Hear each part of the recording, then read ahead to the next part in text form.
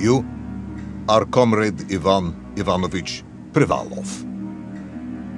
In 1961, you were selected for the Shukovgrad Interonaut Exploration Program SSSR. Despite failing your basic physical and being caught cheating on your entrance exams, on the morning of the 12th of April 1962, you boarded a rocket drill containing the experimental device Little Orpheus, with the purpose of descending through the Earth's crust to discover the relative hollowness of the interior and its suitability for colonization. No, you've lost me, General. Did I do what? You and Little Orpheus were dropped into an extinct volcano to drill to the center of the Earth and find out if we could establish a city there. Note, if you will, that this date is over 3 years ago.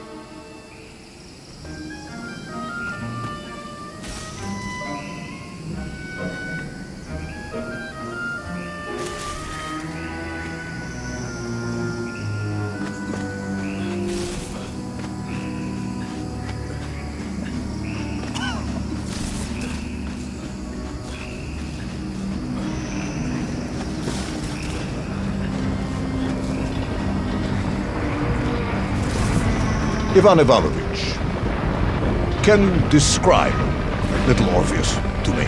Of course.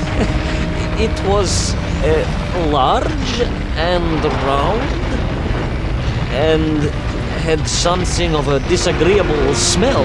I was referring to its technical specification. Well, General, I am no man of science, but it had this radio thing that I was supposed to use to let the surface know I had arrived, and some sort of battery wrapped in this lead box. But I was told to not touch anything under any circumstance. What a handsome devil! Пускать пыль в глаза is not my intention, but I do cut a dashing figure in my Interior Cosmo Astro suit costume thingy. And I did notice the engineers who worked on it were quite a shifty bunch.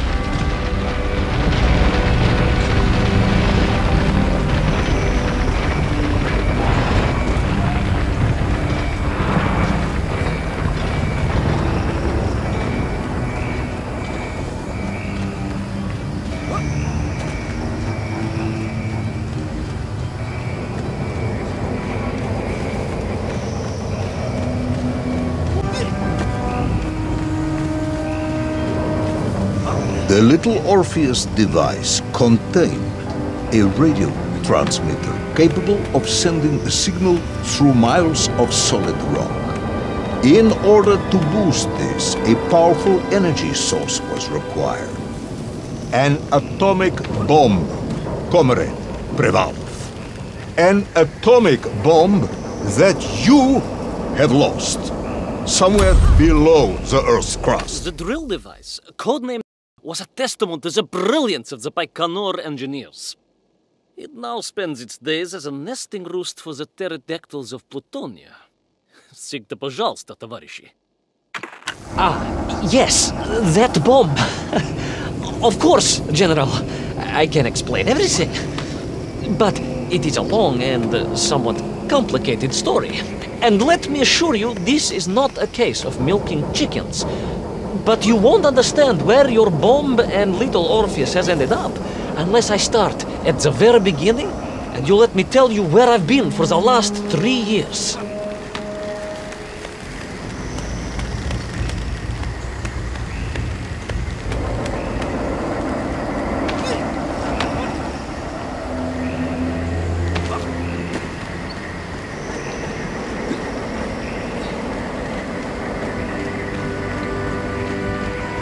From the beginning, then. But this had better be good. Good, General. It's more than good. It's extraordinary. And it began like this.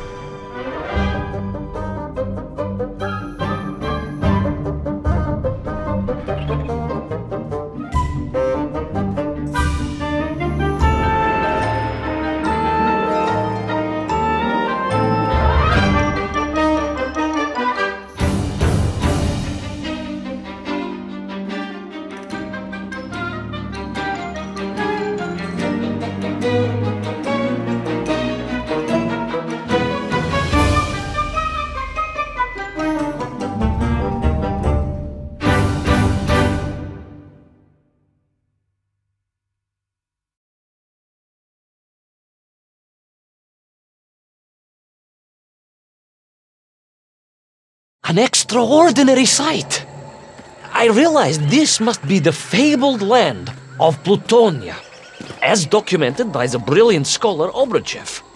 A trail of destruction carved by the rocket drill led down into the wild and mysterious jungle. The rocket drill itself must have snapped in half somewhere below Kamchatka, and little Orpheus bounced out and became lost in that prehistoric forest. If I was ever to get home, my mission was clear: to find little Orpheus.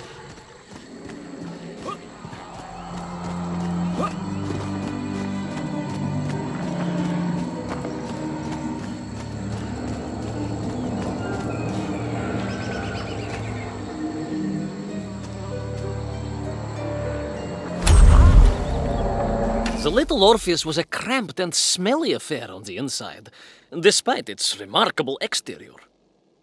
And there was a definite smell of dog. They assured me it was specially constructed for a cosmonaut, but I remained skeptical. It definitely smelled of dog.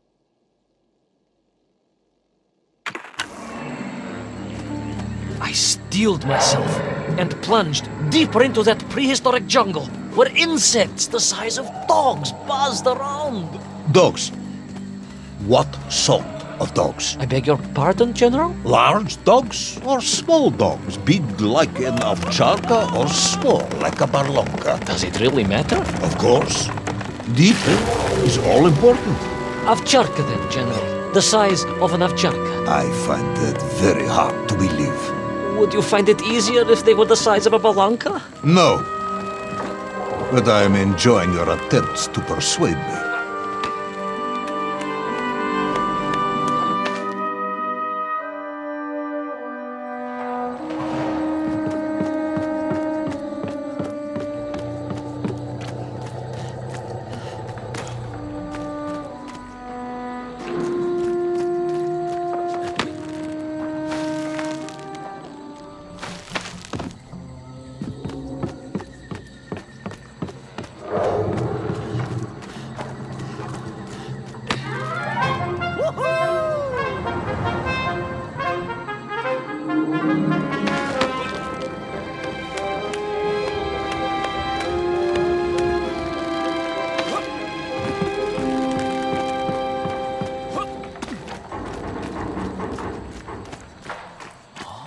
Another part of the rocket drill. But still no sign of little Orpheus.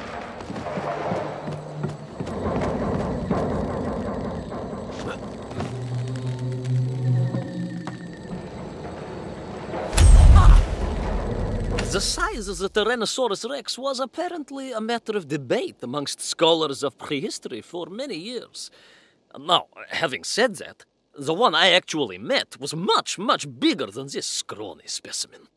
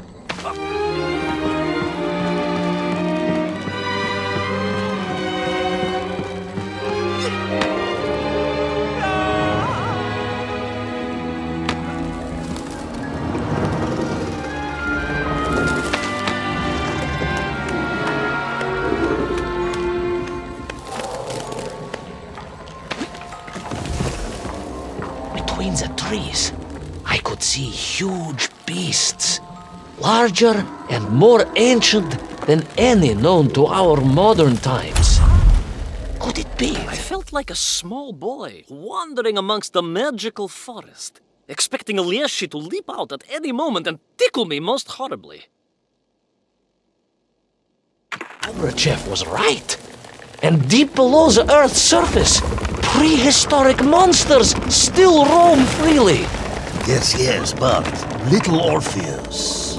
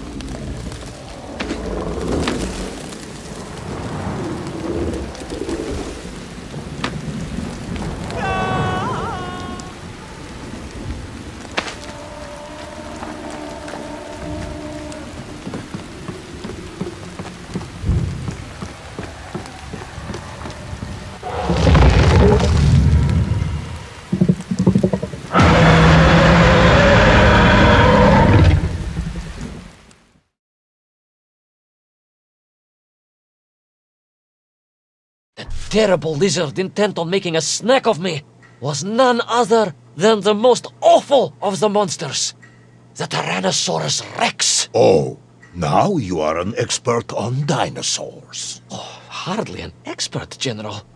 Just educated by the best schools in the world, like all good socialists. And I remembered one crucial thing. I'm listening. Well, its greed is without bottom. Its hunger is ferocious, but its brain is absolutely tiny. So it can roar and roar as much as it likes, but it will never be a match for the sharpened mind of the good Soviet worker. All I needed was a plan to outwit the monster.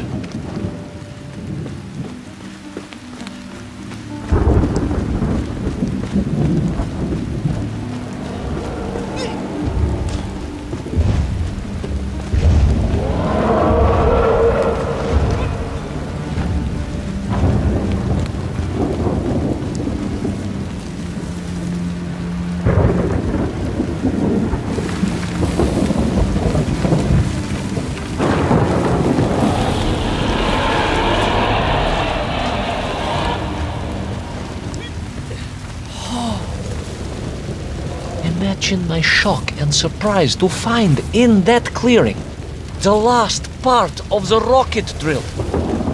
More shocking was the fact it had been ransacked. Someone had made off with the tools, the weapons, the rations, and the spare parts for the Pragviev. I began to suspect foul play. Perhaps little Orpheus was not lost at all, but stolen. All I could do was follow the trail further into Plutonia.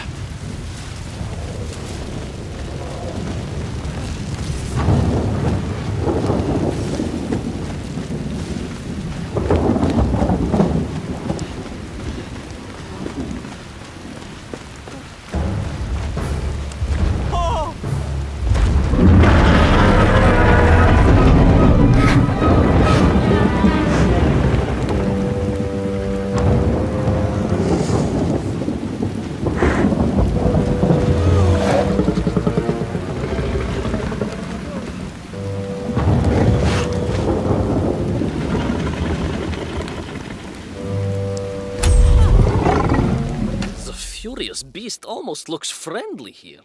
Like a common house pet, like a dog or koshka. I can assure you that in person they are definitely not domesticated creatures.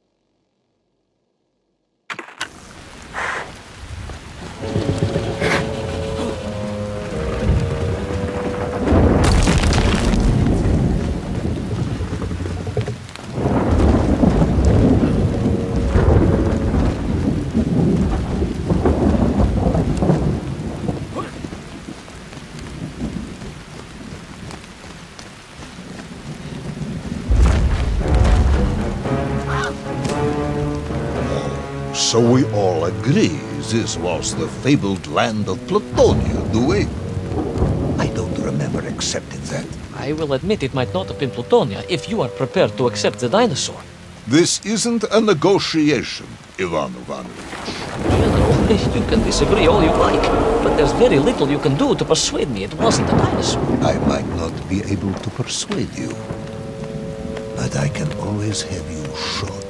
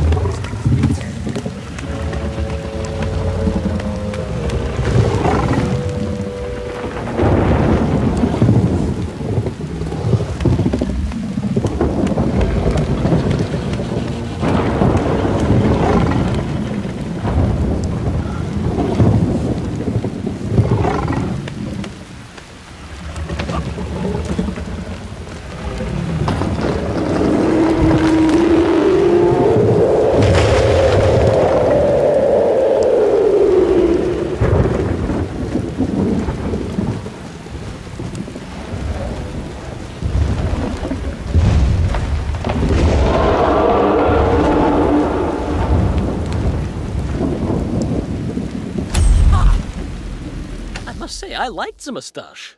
I'm disappointed I was made to shave it off before my descent.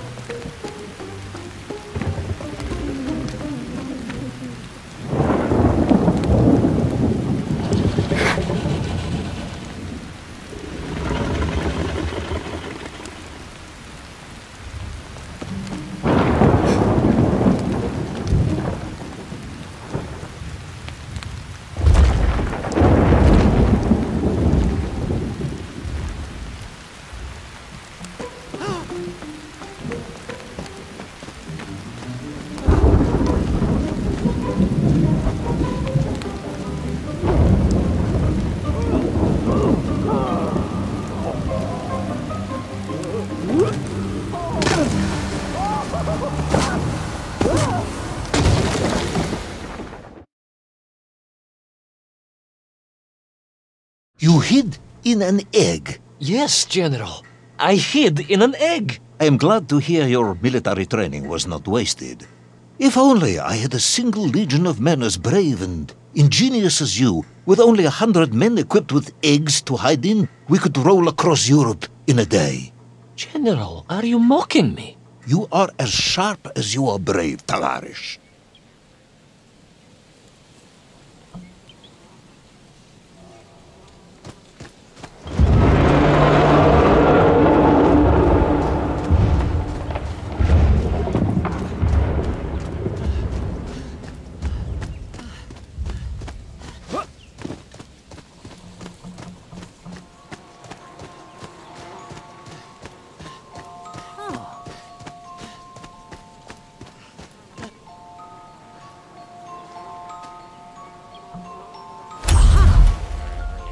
Rocketry is a dangerous business, you know. But how to best capture the sheer power, the terrible and wondrous force required to blast a drill through miles of solid rock to the center of the Earth?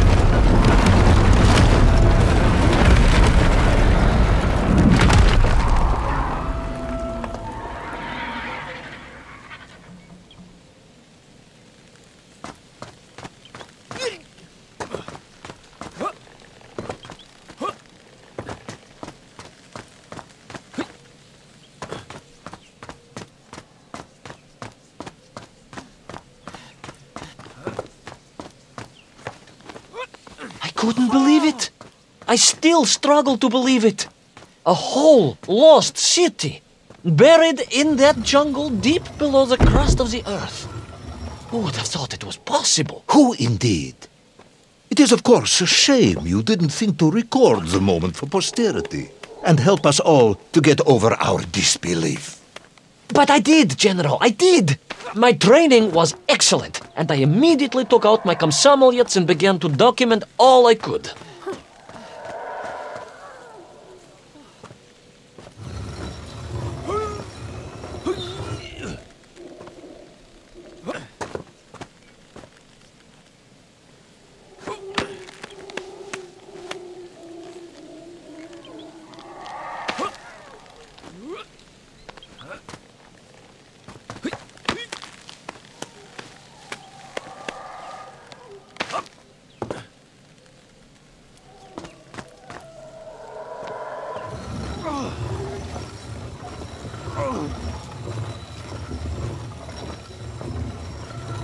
So, where is this camera now, then? General, yes. What, of course, I meant to say was my training was excellent, and I immediately reached for my camera, only to realize it must have been torn from my utility belt in the crash and lost forever in that forgotten jungle.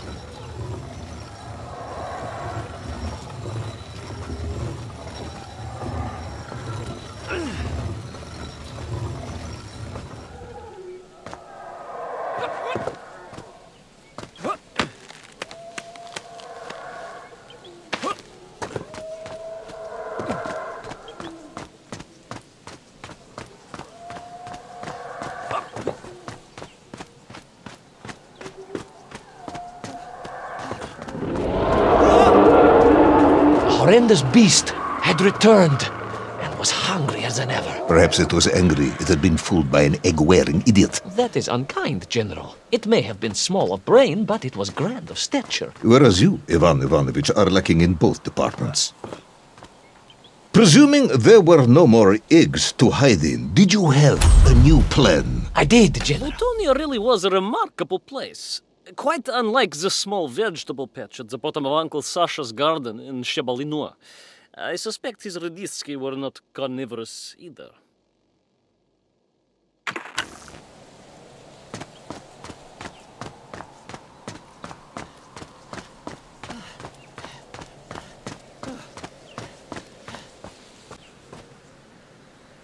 Please, do tell me, what was this brilliant plan?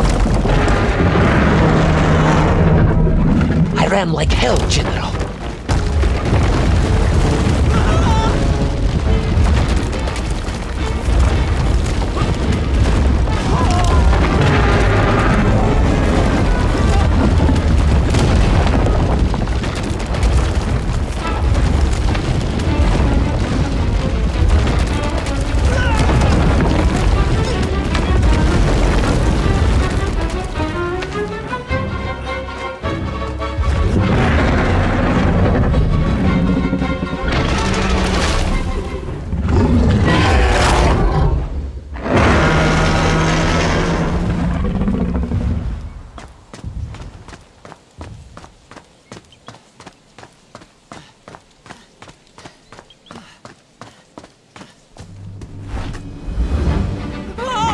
Will our intrepid yet doomed hero survive the jaws of the ferocious dinosaur?